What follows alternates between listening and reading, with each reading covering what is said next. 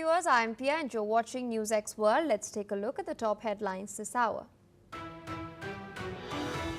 day after claiming that the US has lost India to China, Donald Trump has toned down his rhetoric. Calling Prime Minister Modi a close friend, he has stated that the two countries share a special relationship.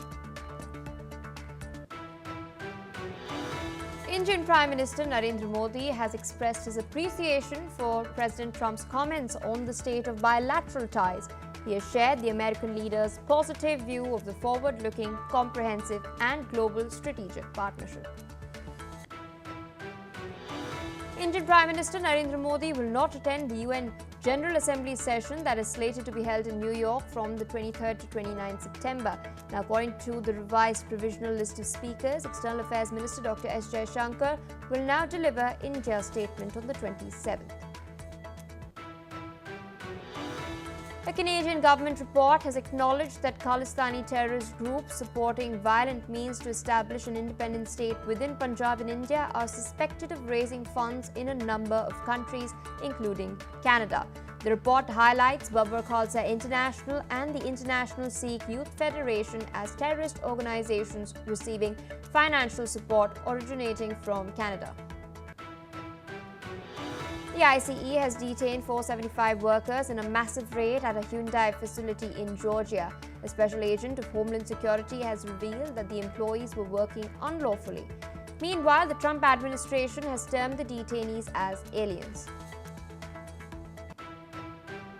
US President Donald Trump has revealed that American officials are currently negotiating with Hamas to reach a hostage deal. This comes as Netanyahu continues to escalate the Israeli offensive in Gaza. Following the resignation of Angela Rayner over tax controversy, British Prime Minister Keir Starmer has appointed Foreign Minister David Lammy as the Deputy PM. In another major cabinet reshuffle, Yvette has been renamed UK Foreign Minister and Mahmood Shabana has been appointed as the UK Home Secretary. Tropical typhoon Peipa has left 24 people wounded and over 40 buildings damaged in Japan. There are also reports of agricultural greenhouses being blown away by the strong winds in Yaizu city. Well, viewers, those were the headlines and our top focus. India-US trade ties remain strained. The US Commerce Secretary Howard Lutnick has now predicted that India would say sorry and return to the table with President Donald Trump in the coming months.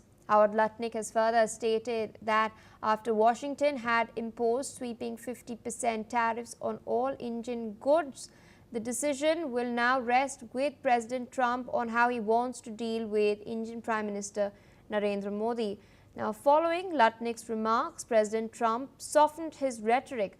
Earlier, he warned that the US had lost India to China. Now he insists that ties with India remain special. Trump has stated that he is disappointed with India's oil purchases from Russia, but has stressed his strong personal bond with Indian Prime Minister Narendra Modi. Meanwhile, in response, Prime Minister Modi stated that he appreciates and fully reciprocates Trump's sentiments, reaffirming a commitment to the India-US comprehensive global strategic partnership. With us on the broadcast is Mr. Jayajit Bhattacharya, an economist and financial expert, joining us live from New Delhi. Thank you so much for taking our time speaking to us on NewsX World. We've seen some interesting developments take place over the course of the day as far as India-US relations are concerned. There is still a lot of concern, especially regarding the 50% tariffs that are still applicable on Indian goods. But we've seen the comments made by Howard Lutnick as far as his prediction that India would turn around and say sorry to Washington. And within 24 hours of these comments itself, Donald Trump has come out and stated that ties between the two countries still remain special. What do you make of this very swift softening of rhetoric as far as US's approach towards India and India's purchase of Russian oil is concerned? You know, these developments were triggered by the post that President Trump of US had made on his social media platform, the Truth Social, where he said that India is lost to China and the deepest, darkest China were his words. That was, in a way, an admission of loss. And clearly, that kind of goes against his own principles of how to do a deal, which is what he wrote in his own book, that one should not admit a loss. So it seems that the US administration has realized that they've taken a series of steps which are not in the best interest geopolitically or in the best interest of US. Now, clearly, both parties in this particular conversation, which is India and the US, stand to lose. It's a lose-lose deal. It's a lose-lose situation, because if the US does not import from India, it'll end up importing from China or other countries where US would not like to shift its imports to. And on the other hand, it strengthened India, sitting in its geographically in the position it is in, is a asset for the US. Also, do keep in mind that the US competitiveness will be significantly hit if US does not leverage the IT prowess and the services prowess that India brings in onto the table. And the same way, India stands to lose if India's capability in services and IT is not leveraged. And hence, the direction that this relationship was moving was a completely lose-lose direction. The current statements kind of signal that the US administration has realized that they may not have taken the best possible steps from a geopolitical perspective in terms of India. And they probably miscalculated that India will crumble and open up the red lines in its trade negotiation, which is how this whole situation started, where because of political reasons, the domestic political reasons and domestic economic reasons, and food security reasons, India just cannot open up agriculture and dairy, which is the same concerns that US has. And therefore, trying to pry open India's the agricultural market and dairy market, and doing everything that has happened in the last 1.5 months, including the 50% tariff, and trying to insert US between India and Pakistan, and claiming credit for the ceasefire in Operation Sindoor. I think those are all pinpricks, and they should now get papered over now that the US seems to be coming around to this particular realization. Indeed, there have been several remarks made over the last couple of weeks, including from Trump and his close advisors such as Peter Navarro. Trump himself called India a dead economy. Navarro went a step further, calling the war between Russia and Ukraine as Modi's war. But it seems that New Delhi did not take the bait.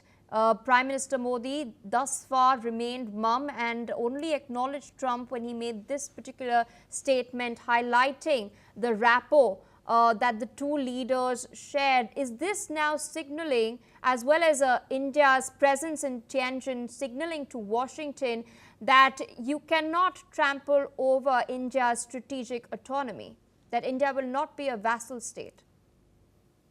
India has been a civilizational state. It's a mature, statesmanly nation. It has a 7,000-year-old history, and therefore it has behaved appropriately in this particular manner, in this particular situation. It will be inappropriate to respond to such remarks which are not really backed by any data. If we look at just the fact calling India a dead economy, it's a powerhouse in 2025, and so it was in the last couple of years. It's the only major economy that's growing this fast. It's also a major contributor to global growth. So it's inappropriate to call India's economy a dead economy. Similarly, the other remarks, I will not go into the details. It obviously, at any yardstick, these remarks are condescending and inappropriate from a geopolitical perspective. It is appropriate that India maintained silence on those issues and did not respond, which also provides the correct environment for the rapprochement to happen, because that is what's good for the people of America and the people of India. And therefore, the response from India has helped create a situation where we can mend fences, get into a trade deal, and move forward. All right, Mr. Bhattacharya, with that, I would like to thank you for taking out time, sharing your perspective on NewsX World. Meanwhile, viewers, we're shifting focus to the Middle East, where we're now learning that the Israeli military has urged residents of Gaza City to evacuate immediately and move south to a designated humanitarian zone in Khan Yunis. It is preparing to launch a major offensive to capture Gaza's largest urban center. The Israeli army has stated that the area offers essential services including field hospitals, water and medical supplies, and is working alongside the United Nations and international organizations to provide ongoing aid. Now, this announcement comes amid weeks of intense Israeli strikes on Gaza City's northern suburbs, with the military now controlling roughly half the city and about 75% of the entire Gaza Strip. Israeli Prime Minister Benjamin Netanyahu has insisted that capturing Gaza City is crucial to defeating Hamas. Meanwhile, humanitarian agencies are warning of a looming disaster as nearly 1 million Palestinians live in and around Gaza City. Many have been displaced multiple times, and now the international community is calling for a ceasefire as the war continues to escalate. With us on the broadcast is Yossi Kupavase. He's an Israeli intelligence and security expert joining us live from Tel Aviv. Thank you for taking out time speaking to us on NewsX World. We do know that the offensive on the ground is continuing to escalate. This is something that Defense Minister Israel Katz has also pointed towards. In the meantime, there are calls for a ceasefire. Donald Trump has in fact come out and stated that the United States is negotiating with Hamas to secure a hostage deal. But will Netanyahu back down at the moment or continue? Well, first of all, thank you for having me, and always good to be with you. The situation on the ground is that we are in the midst of preparations for carrying out the offensive against Hamas in the Gaza City area. We have started taking over some of the surrounding neighborhoods, but we haven't yet entered the city itself.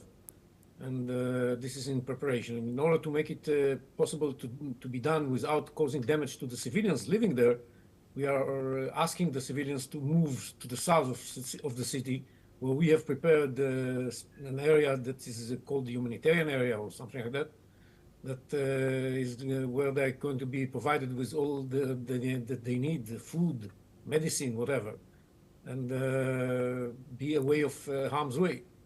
That's the most important thing. And we have seen it already yesterday when we had to take care of a building that was used for military purposes, a high-rising building in Gaza City that was used for military purposes, and we had to ask the people living in this building to evacuate it before we take care of it.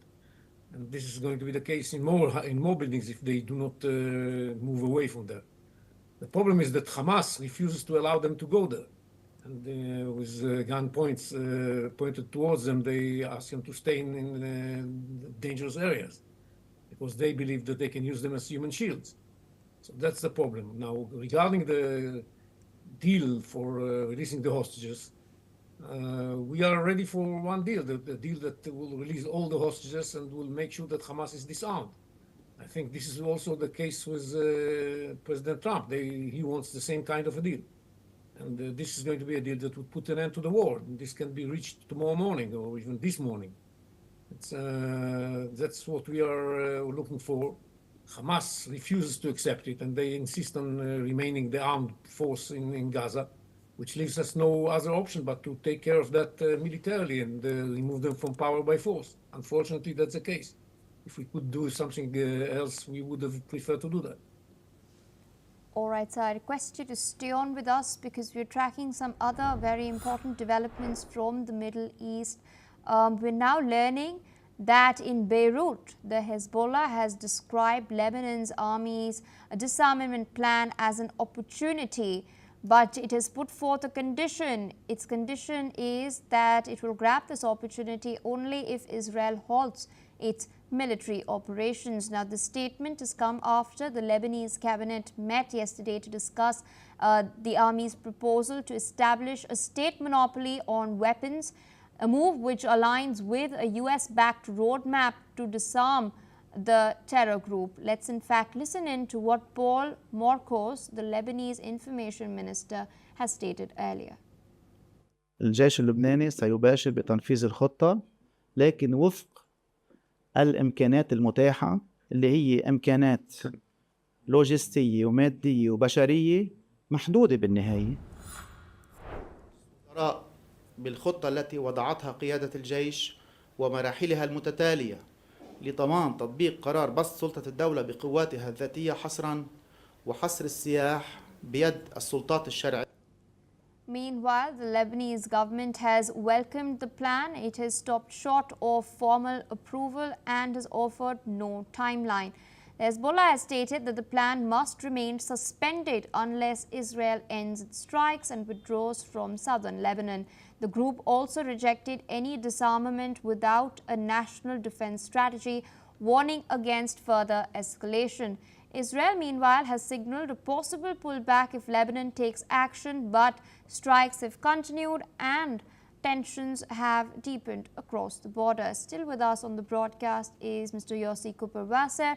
What do you make of the reaction that has come in by the Hezbollah? They've, of course, called the Lebanese army's plan as an opportunity, but they have put in a condition. What do you make of the condition that they have placed? Do you think it's just there to buy time? Well, I think, unfortunately, that the decision by the government to adopt the plan of the military is a mockery. This is no plan. It leads nowhere. As you could have listened to what the Ministry of Information has said, that this plan is going to be very long time, will take a long time considering the resources that they have, and in fact there's no plan. And it's no wonder that Hezbollah is happy to receive this plan.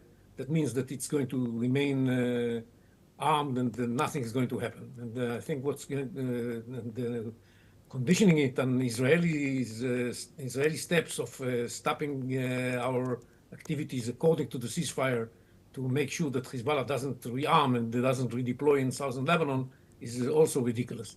So it's this is going nowhere. And I think that what's going to happen is that the Americans are going to look at it and are going to say, okay, if this is all what you can come up with, this is far from being enough. And the economic sanctions against Lebanon are going to come into effect. The Lebanese government has disappointed Israel and the Lebanese people yesterday by discussing this plan that leads nowhere. So, in your assessment, how should the Israeli government then approach this particular situation if it ends in a stalemate? Well, I think we should continue to do what we are doing right now. We take care of any attempt of Hezbollah to rearm and to redeploy in the south. Whenever we see Hezbollah operatives in the south, we take care of them, eliminate them. Whenever we see an effort by Hezbollah to reproduce weapons and to build new formations, we take action against these facilities that are used for that purpose. And ever since the ceasefire, we have already eliminated something like 300 Hezbollah operatives because they breached the agreement and were deployed in places they were not supposed to be in. And this is going to continue, if I understand correctly, what the Lebanese government has decided to do, which is to not do anything. And this is going to be the case. Well, let's see. Now the ball is in the American court, and we shall see what steps they are going to take in order to convince the Lebanese government to do something more meaningful in the effort to disarm Hezbollah. All right, sir. With that, I would like to thank you for taking out time speaking to us on NewsX World.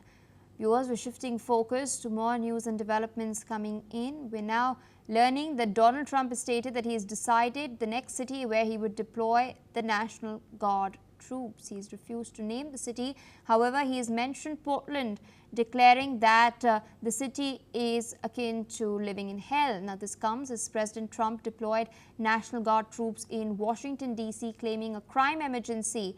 Since then, Donald Trump has threatened Democrat-ruled cities like Chicago, New York, as well as Portland with troop deployment. Democrat leaders and mayors of the respective cities have called this move politically motivated. But the Trump administration is going ahead with plans of deployment. Listen in to what Trump had to say. Have you decided which city that you want to go into next? Yeah, I have. I have. I'm not going to say it now, but yeah, I have. We're going to go into another place and straighten it out. And I will say this: I watched today. I didn't know that was continuing to go on, but Portland is unbelievable. What's going on in Portland? The destruction of the city. Well, I'm going to look at it now because I didn't know that was still going on. This has been going on for years. So we'll be able to stop that very easily. We'll be able to stop it. But you know, that was not on my list, Portland. But when I watched television last night, this has been going on. You wouldn't be standing if you were the mayor. You would be. Can you imagine what they're doing? They're walking in throwing smoke bombs into stores. These are paid terrorists, okay? These are paid agitators. These are professional. I watched that last night. I'm very good at this stuff. These are paid agitators. They get paid money by radical left groups, not radical right groups, radical left groups. With us on the broadcast is my colleague Thomas Porteus. Thomas, walk our viewers through what exactly Donald Trump has stated. This is a very crucial development because we've been seeing Democrat leaders of the last couple of weeks cry foul about Trump's decision to deploy the National Guard troops to U.S. cities. Well, yes, Pia, this has been a substantial development. As you said, he has not specifically said what city he is going to send his National Guard troops to next. But there certainly is a pattern. It all started off in Los Angeles, where Donald Trump deployed the National Guard, and then consequently the Marines, widely to the protest of the local Democratic governor and also mayor of Los Angeles. This has been widely politicized, specifically because Donald Trump has been going after Democrat-run cities. The most significant one was Washington, D.C. recently, where he sent troops to a city where crime was actually had been declining. There were reports of guards mainly hanging around the tourist areas of Washington, D.C., which obviously sparked widespread criticism, many claiming that Donald Trump was merely trying to show strength and did not really mind about truly cracking down on crime on the areas. However, what it did show is certainly there was a decline in that brief time as that Washington, D.C. National Guard deployment is still in place. An 87% decline in carjackings and a significant decline in other crime. And so although this does seem to work, traditionally these deployments are usually subject to local government authorities. This is the first time ever an executive has deployed guards like this under Section 740, which Trump has invoked. So what critics are saying is that Donald Trump is flexing his muscles, wanting to show a show of strength in these Democrat-run cities, saying that he still has power over them. However, as we've seen by Washington, the crime has gone down significantly while these guards have been in place. All right, Thomas, with that, I would like to thank you for joining us live on the broadcast, sharing all those details. We were shifting focus away from the United States of America towards Thailand. We're now learning that Thailand's newly elected Prime Minister, Anutin Charnvirakul, has now pledged to turn the country back into the land of smiles after breezing through a parliamentary vote to become the country's new leader and third Prime Minister in 2 years. Anutin thanked parliamentary members who voted in yesterday's session as well as the Thai people. Meanwhile, speaking about the previous government run by former Prime Minister Thaksin Shinawatra, he stated that the law would be strictly enforced and there would be no seeking of revenge under his government. Listen in to what he had to say. ทำให้ประชาชนทุกคนมีเสียงหัวเราะแล้วก็นำคำว่า Land of Smile นะครับสยามเมืองยิ้มกลับมาสู่ประเทศของเราภายใต้ การทำงานเวลาสั้นๆของผมนะครับและไม่ต้องถามนะว่าจะมียืดหรือเปล่าอะไรหรือเปล่าผมทำตามข้อตกลงทุกประการนะครับ With Thailand's stuttering economy facing serious headwinds, tensions with neighboring Cambodia on knife edge, the ability to handle turbulence could prove useful in Newton's new job.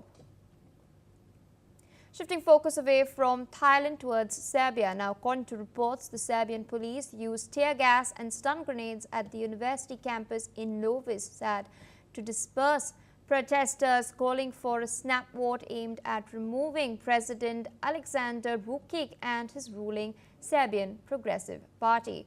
Vučić has stated that 11 policemen were injured, and in the evening, thousands gathered at the university campus where the protesters held banners of "We don't want blockades and we want elections," and the students demanded to call elections. The crowd shouted, "I beg your pardon, Vučić, leave." Let's hear what some of the protesters had to say. Došla sam da podržim građane Novog Sada, odnosno ono što se desilo u ponedeljak, što je bilo, da kažem, stravično, da ovaj grad se maltretira i dalje. Došla sam iz Beograda i prosto, da kažem, da budem deo i da podržim Novi Sad. Niko nije ovde ni došao da pravi nikakve nerede, nikakve nemire, nego jednostavno samo da pošaljemo poruku da nas ima i da ne odustane. Očekujem da se smanji pritisak na studente i da se počne konačno da se radi na pravi način i da institucije počnu da rade svoj posao, što svi žele. I da se naravno na kraju krajeva. Meanwhile, news coming in, North Korea's state media aired visuals displaying its leader Kim Jong-un's recent visit to Beijing for China's 80th anniversary event marking the end of the Second World War. Now, his visit included key meetings with Russian President Vladimir Putin and Chinese President Xi Jinping. During the bilateral meeting with Chinese President Xi, both leaders reaffirmed friendship between Korea and China. President Xi Jinping described the two countries as good neighbors, good friends and good comrades, while North Korean leader expressed his unwavering support for China's sovereignty and development interests. Now, during his bilateral meeting with Russian President Vladimir Putin, Putin thanked Kim Jong-un for helping Russia in its war against Ukraine, both via troops and weapons. The North Korean leader focused on strengthening strategic cooperation, safeguarding common interests, and increasing high-level diplomatic exchanges during his visit to China. Well, viewers, due to paucity of time, that is all we have for this bulletin. More news and updates on the other side. Stay tuned on NewsX World.